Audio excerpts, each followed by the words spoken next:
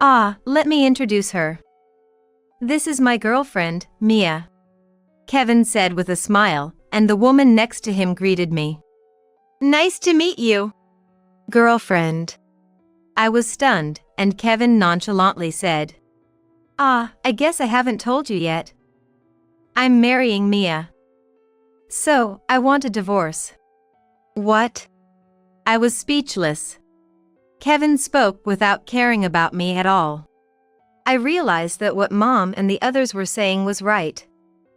After thinking about it calmly, it's been tough being with an older woman. Mia is young, 23 years old.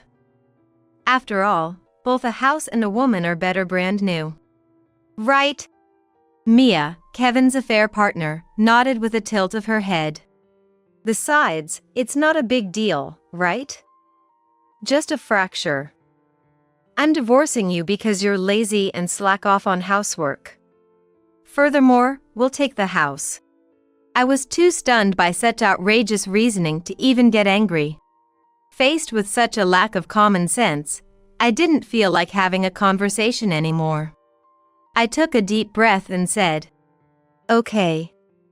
Here, the divorce papers. I handed over the signed papers. You're well prepared. Ignoring the pleased couple, I started preparing to leave the house. As I was packing, Kevin said to me, You don't have anywhere to go back to, right? There's an apartment near Chinatown you can rent for $200. It's old and has cracks in the walls. Kevin, that's terrible. They laughed foolishly. I didn't respond and slammed the front door behind me. Let them laugh all they want. I have a place to go. It was a place Kevin and his ilk could never have imagined. My name is Grace. I'm turning 40 this year. I married Kevin, who is 35, 3 years ago. We don't have children, and we lived together in the house I bought when I was single. It's a second-hand house but renovated, so it's pretty nice. I bought a house before getting married. Because my family was poor since my childhood. It was because my dad wasn't around. To be precise, he disappeared before I was old enough to remember. I never knew where he was, and I lived with Mom. Mom loved me, but raising a child alone was hard. Still, as long as I had Mom, it was okay. However, Mom died of an illness when I was in high school. It was a shock. But I didn't have time to be immersed in sadness.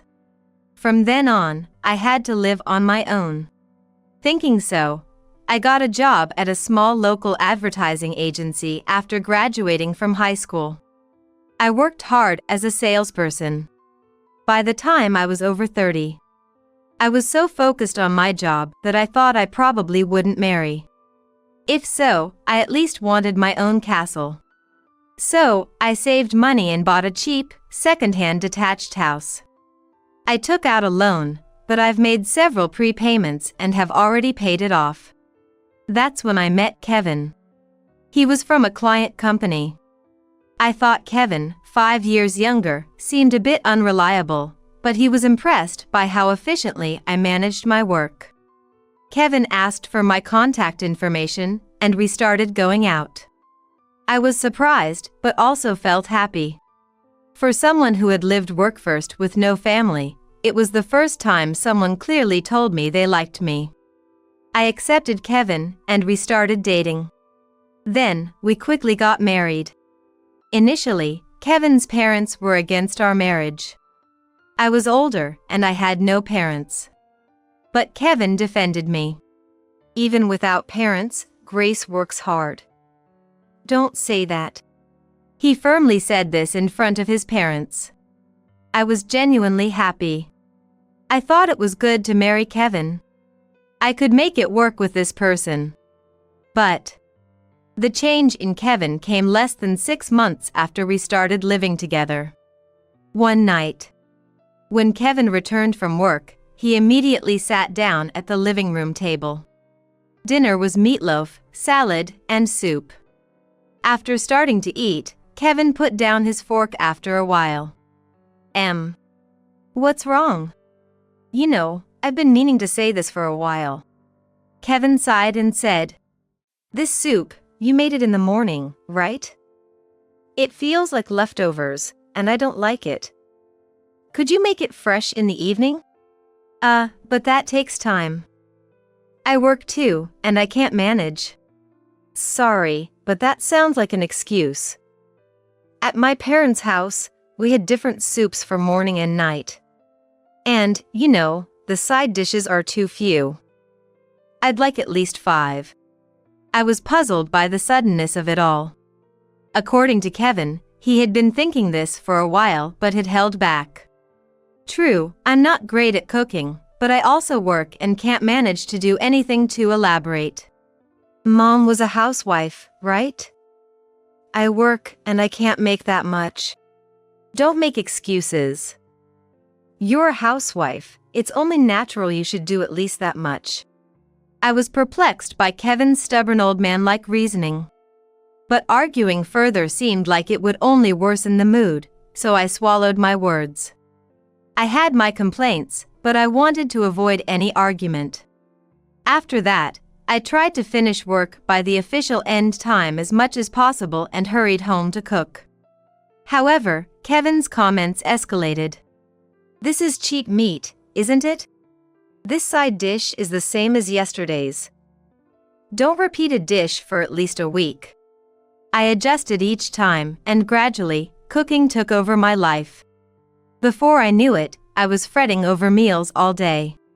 Kevin's nitpicking didn't stop there. He would check every corner of the house for dust, complaining if it wasn't cleaned. I cleaned regularly, but it seemed it was never enough. Don't just complain. If you notice, you could just do it yourself. When I finally snapped back, Kevin hurled terrible words at me. "What are you talking about? Housework isn't my job, don't shift the blame. I hate to say it, but maybe you really can't do housework properly because you had no parents." I was dumbfounded by his words. Kevin wasn't the type to insult someone for not having parents. Was the Kevin I saw then his true self, or was it all an illusion? I wished for the old Kevin to return. But my wish was in vain, and the situation only worsened. Kevin's demands for housework knew no bounds, and I was completely exhausted. Continuing like this, balancing work and home life would be tough. Encouraged by Kevin, I decided to resign from my job. It was a job I loved and had continued since graduating high school, but it couldn't be helped. Looking back, maybe I should have left him at that point. But until then, I had focused on my job and had little experience with romance. I didn't know what a normal family was. I thought meeting Kevin's demands was my duty as a wife. To maintain a peaceful home, I thought it was okay for me to endure a bit. Becoming a housewife allowed me significantly more time for housework. Kevin's complaints decreased, and I was genuinely relieved. I thought the problem was solved, but one holiday, Kevin went out in the evening to visit a friend who had just built a new home. He came back that night, reeking of alcohol. He must have drunk quite a bit. He was unusually talkative. "That guy's house is spacious and clean. The furniture was designed by famous designers, really stylish, and all the appliances are high-end, so everything looks great." "Is that so?" I nodded along and handed Kevin some water. "In contrast, this house being secondhand kinda bothers me." Saying that, Kevin drank the water and looked around the room. He seemed to have something more to say, looking at me. "I wish we could at least do something about the cheap furniture." Cheap. Indeed, the furniture and appliances I had since I was single were only a few years old and still in good shape. They were not high-end, but weren't cheap enough to be considered so. Besides, when Kevin moved in, he had said we would keep using the furniture and appliances as they were. I pointed that out, but well, living with it made me realize new furniture would be better. Kevin said this nonchalantly, without a hint of remorse. saying that it's still usable and replacing it would be such a waste. I hinted as much, but Kevin suddenly looked at me with a mocking expression. That's exactly what makes you look poor. Guess you can't shake off that poverty mentality. What? How did you come to that conclusion? Anyway, I've quit my job, and we don't have the money for that. You quitting your job was your own decision. Excuse me? But you were the one who…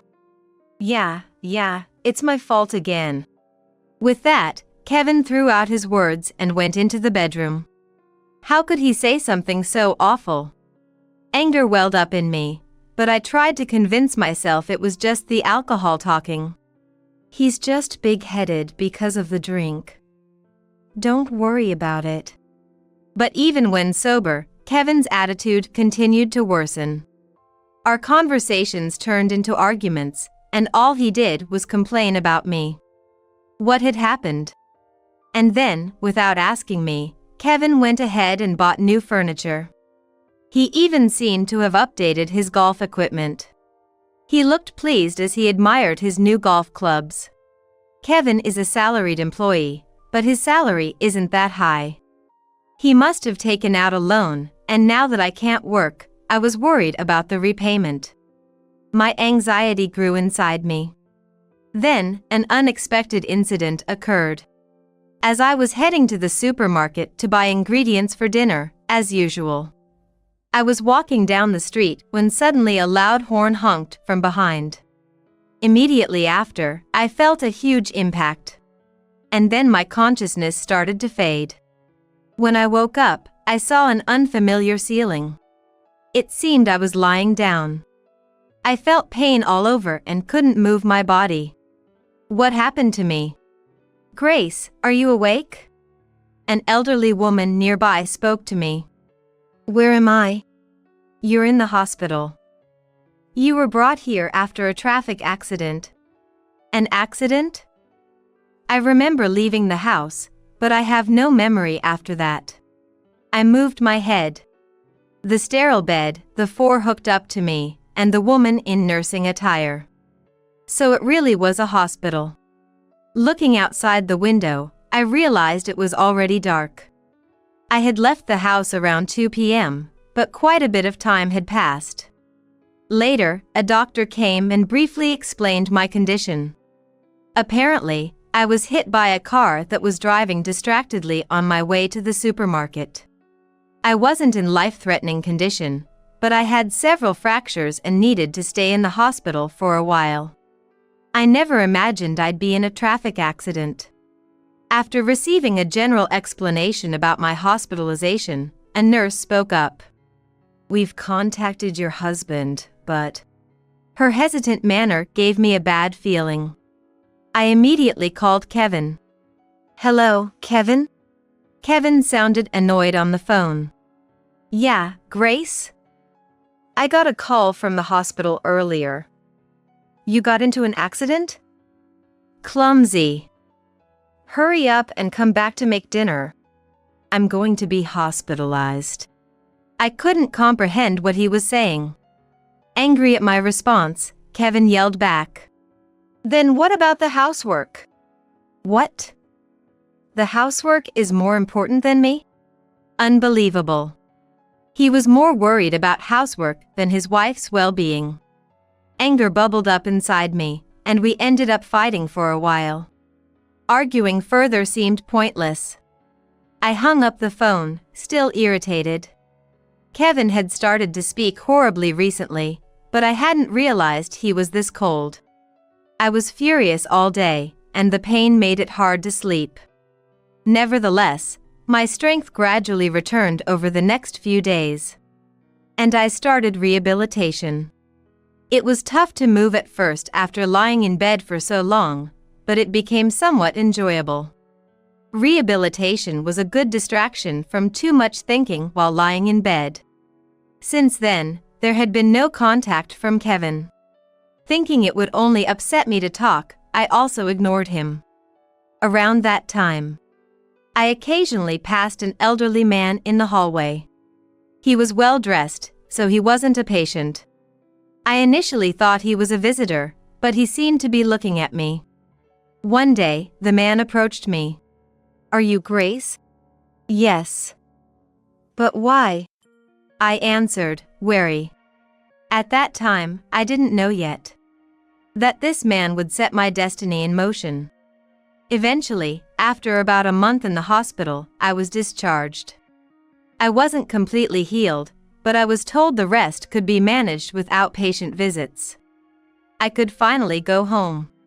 My house felt strangely nostalgic after a month. But that feeling was short-lived. The moment I opened the front door, I sensed something was off. There were unfamiliar shoes. Flashy pink heels with ribbons.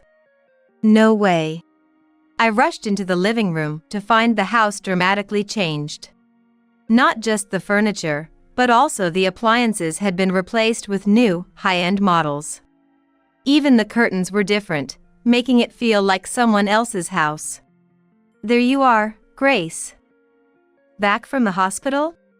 Kevin emerged, looking carefree. Next to him was a young woman. With her brown hair and shoulder-exposing outfit, she lazily said, "Welcome back." Who are you?" I was dumbfounded, and Kevin smiled at me. Let me introduce you. This is my girlfriend, Mia." "Nice to meet you." "Girlfriend. I guess I haven't told you yet. I'm marrying Mia. So, I want a divorce." "What?" I was speechless. Kevin continued. "I realized what Mom and the others said was right. Without proper parents, one can't do household chores well. It's embarrassing being poor, and though at first, I thought being with an older woman like you would be reliable, upon reflection, it's become hard. Mia is young, 23 years old. After all, both a house and a woman are better when they're new." "Right." Mia tilted her head and nodded in agreement. "Besides, it's not a big deal, right? Just a fracture. I'm divorcing someone who slacks off on housework over that. We'll take the house." I was too stunned by such an outrageous claim to even get angry. Don't misunderstand. Though I plan to buy a new house eventually, this house is just a stopgap until we buy the next one. Faced with such lack of common sense, I no longer felt like having a conversation. The Kevin I knew was gone. What stood before me was not human. I decided to think of him as a non-communicable monster. Fighting wouldn't solve anything. I took a deep breath and said, "Okay. Here, the divorce papers." Which I had pre-signed. So you're already ready. Given the recent hostility, I thought it might eventually come to this and had prepared them. Ignoring the two of them, I immediately started packing. I had to prepare to leave the house. While I was busy, Kevin spoke up. "You don't have anywhere to go back to, right? There's an apartment near Chinatown you can rent for $200. It's old and has cracks in the walls." "Kevin, that's terrible." They laughed foolishly. I didn't respond and slammed the front door behind me. I took one last look back at the house. My castle, which I had struggled to buy. This was the last time I would see it. But I had no regrets. I had a place to go. A week later, as I was relaxing in my new home, the doorbell suddenly rang insistently. Checking the monitor, it was Kevin and Mia. Ignoring them, they started shouting my name frantically. Their half-crazed appearance almost made me laugh.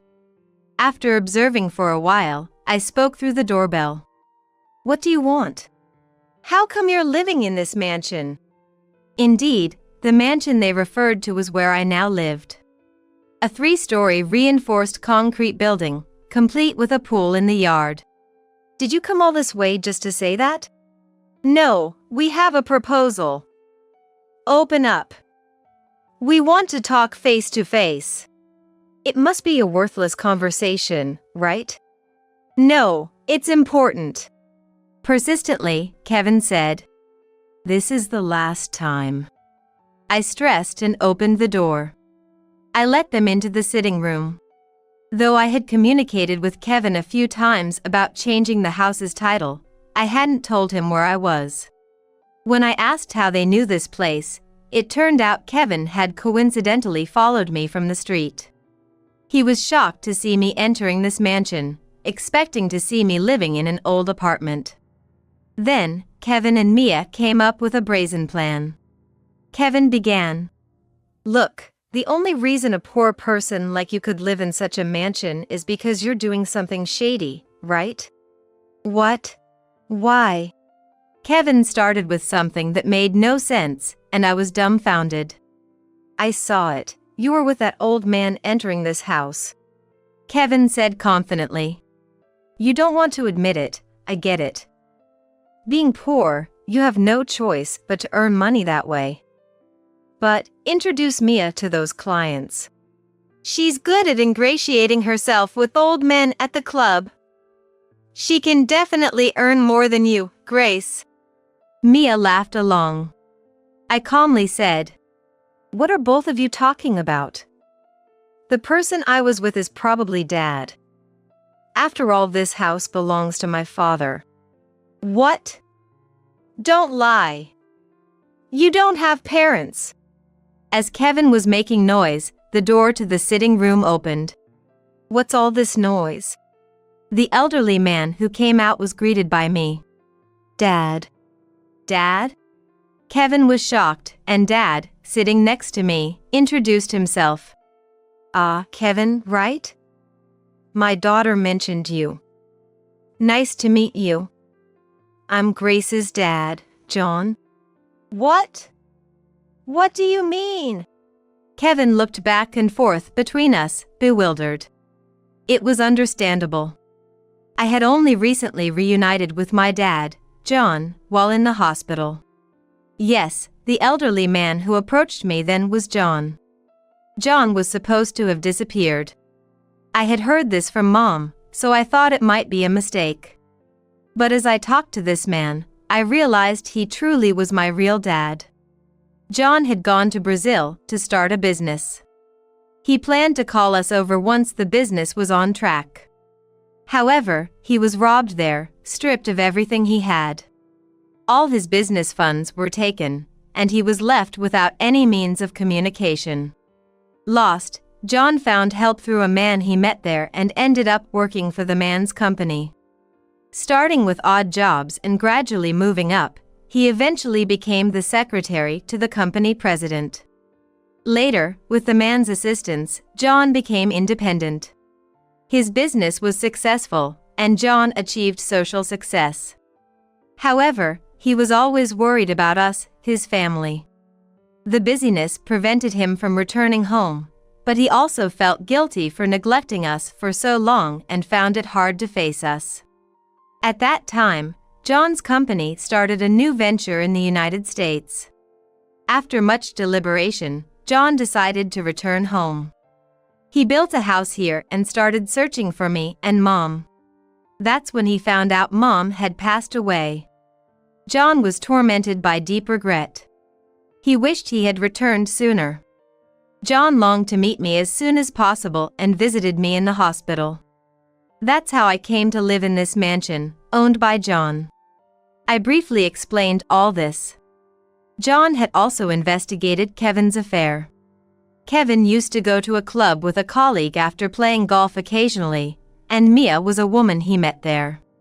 So, this place is my real home. Understand?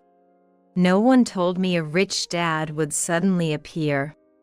Kevin murmured in a weak voice. But if you're so wealthy, would you come to my workplace? Mia, eager to hand her business card to John. Typical of the woman Kevin would choose, utterly shameless. John immediately gestured with his hand to stop her. I'm sorry, but I make it a point not to visit such establishments. Mia was speechless. Of course. John does visit high-end restaurants for work, but would never go to a cheap club where Mia works. Besides, I don't have any money.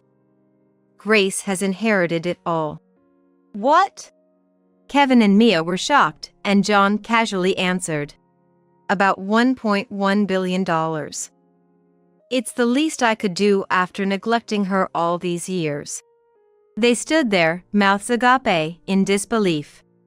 I've heard about you too from Grace. Especially Kevin. You've said some terrible things to Grace. She saved from her meager salary to buy that house and did her best with the household chores. Without a mother, she had no one to teach her, yet you trampled over Grace's feelings, saying cruel things, and even had an affair while still married to her. If it came down to it, you could be sued. John said this slowly, and Kevin recoiled. But we won't do that. It's also my fault Grace had to struggle. I also decided to speak my mind for the last time. You've always ridiculed me for being poor or for not having parents. I'm sick of someone like you who lacks any human decency. Don't ever come to this house again. Goodbye. They didn't say anything, just looked frustrated. As they sat there without leaving, I coldly told them. Do you still have something to say? If you're done, please leave. Overwhelmed by our cold stares, they finally left the house. But peering through the window, they seemed to resentfully look back at our house, reluctant to leave. Seeing this, John opened the door to the doghouse in the yard.